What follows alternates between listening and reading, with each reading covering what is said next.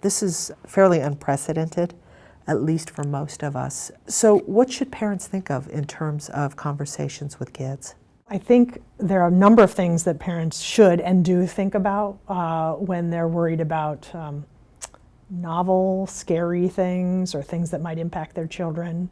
One is, and I always say this, parents should check their own pulse first and make sure they've discussed with other parents, other adults, supports, and that they have appropriate and official information before they go talking to children. Why is that important? Although it's important to show kids that you have emotions, right? That you might be anxious about something. What you don't want to do is inadvertently dump your emotions on them so they feel like they have to manage them for you. So I recommend that parents say things like, yes, I am worried about this and I'm doing X, Y, and Z, as opposed to going while they're still having a panic attack. That would not be appropriate. That would not be good for any age child. How important is it for parents to be able to lay out here's what I'm doing to take care of us, to lay out that plan for their kids? Well, it's really important that parents show that they are doing things and that the children can do to help themselves. And to remember that it doesn't have to be a complex number of things they're doing. In the situation of COVID virus and viruses and the flu in general, we talk about washing your hands. That's the best thing you can do to prevent the spread of virus. So focusing on the simple things that everyone can do is a great place to start. Sometimes as parents we get ourselves in trouble when we jump ahead of where the kid really is. Maybe because we're there worrying about it, and that's another reason why it's important to talk to our social supports and our partners, other parents, other adults before we go talking to our children. You had mentioned find out where your kids are. What kinds of questions should you ask them, or what kind of conversation starters should you have to find out where they are with this? I think that it can be very basic again. What have you heard about the virus? What have you heard about coronavirus? Have you heard about coronavirus? And then, what questions do you have for me? So that opens up the door to A, this is something that we talk about, and B, I'm someone you can come to if you have questions. Not all kids are going to want to talk about it when you want to talk about it, and that's okay. In fact, for younger children wanting to distract, wanting to play instead, you should let them play. You're the one that's going to be enacting the plan. As long as they're able to do what they need to do, we should let kids be kids as much as we can. What if they have questions that I as a parent don't have an answer to? Well, that's going to happen. Every day I get questions that I don't have the exact answer to, and that's okay. I think that's also something that is okay, and in fact good, to model for your children, that sometimes we don't have the answers, and we either A, go to experts, and oftentimes in situations of crisis, in these world of the WHO having things online all the time, we can get answers right away. If we can't get answers, that's okay too. Sometimes we don't have the exact answers, and we have to accept that. In terms of age appropriate, at what age do you start talking to your kids on what's going on around us right now? I would say don't assume any kid hasn't heard about a virus. As soon as kids are able to wash their hands, they should know about washing their hands. That's a very basic skill. And from there goes, we do this to prevent the spread of viruses or colds. They all know what viruses and colds are. From there, you let your child lead.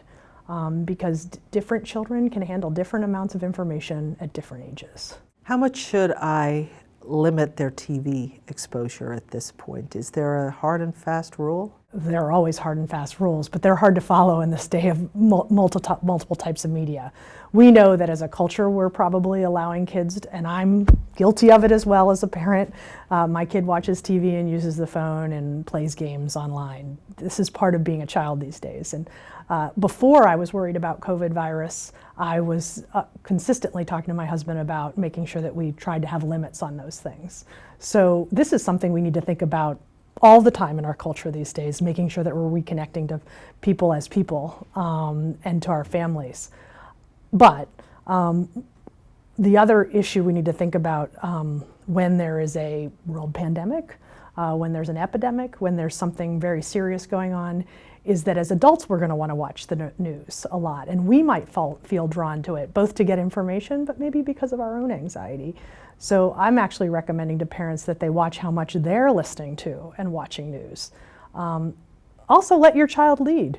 Your child may not want to watch the news, and they may get in your way. I actually experienced that this morning. They may just get in the way of the news, and that's okay. That may be them helping you regulate. For a lot of kids, routines are being pretty significantly impacted. How do parents respond? First of all, how important is routine to kids? Routine is important. Rules are important. We all feel better when we know what we can expect, right? Even adults.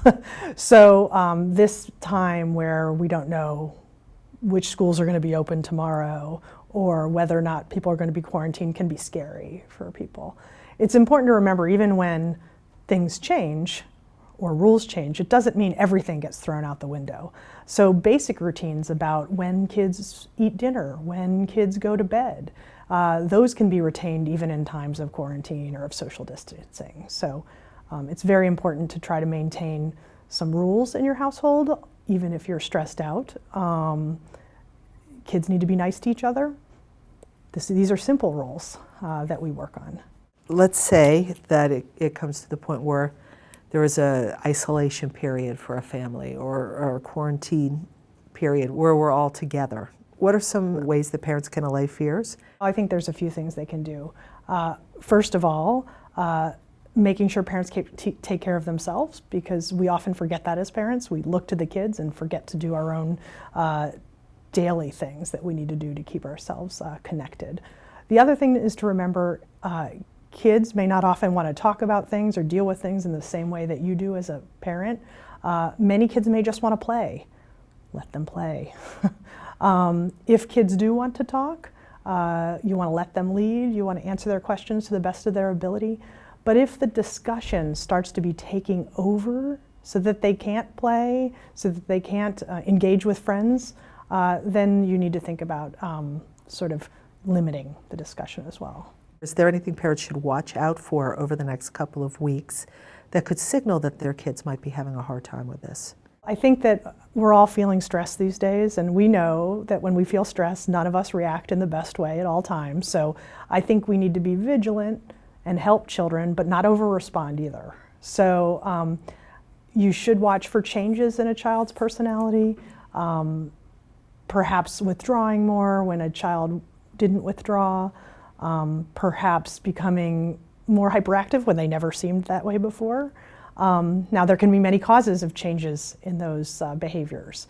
So just seeing a behavior like that doesn't mean they've developed a new psychiatric condition or anything like that. But watching your child and watching changes in your child is really important.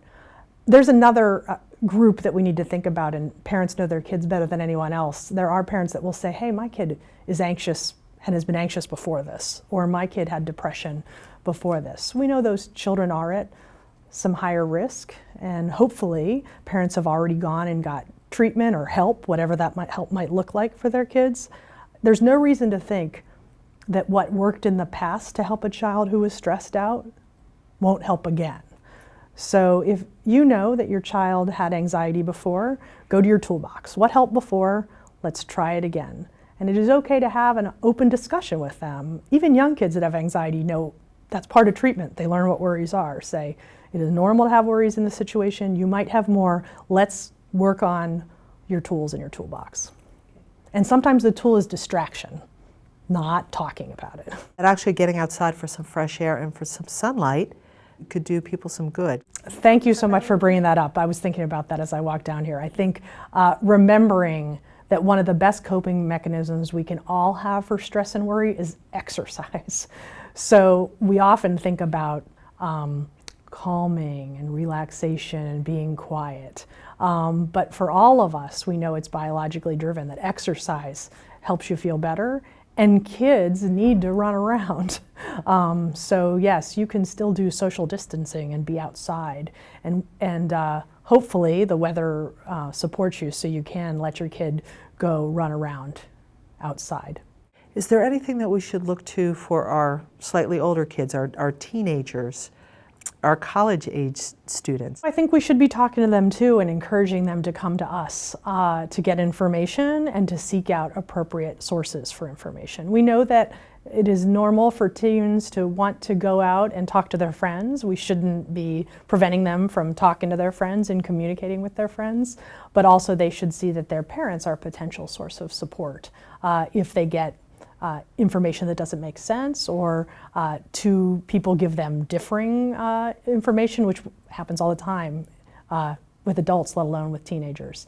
It's also important that teenagers are going to have a lot more questions, and that's a normal part of being a teenager, and that you may not be able to answer their questions, and that if you can't answer their questions, going with them to search out additional information, or having them find information and bring it back to you so that you can have a conversation about it is really important. What you don't want to do is discourage their questions, shut the questions down, or suggest that what they're feeling or fearful of is not appropriate. Teenagers are struggling with figuring out who they're going to be as people, but they don't have the life experience yet to really incorporate all of the information they have yet. As much as they can have a parent involved can really help. Is there anything I didn't ask you that you would want to make sure people know? We talked about a number of things that I think are important. Making sure that you open up conversation about what's going on, that you don't appear to be hiding things. I often say honesty is the best policy with kids, but that doesn't mean they need to know every little detail about what's happening. And that's something that as kids get older, they can learn as well. I guess the other thing that we haven't talked about is how hard it is when you can't predict what's going to happen next, which as adults we know can happen all the time, but we have a number of things right now that we can't predict what's going to happen tomorrow. And we know that what helps in situations like that is accepting that we're in this situation, that it is unpredictable, and that we can work together to control what we can control and accept what we can't. This is a very hard skill. But it's one that we should be practicing and that we can practice with kids.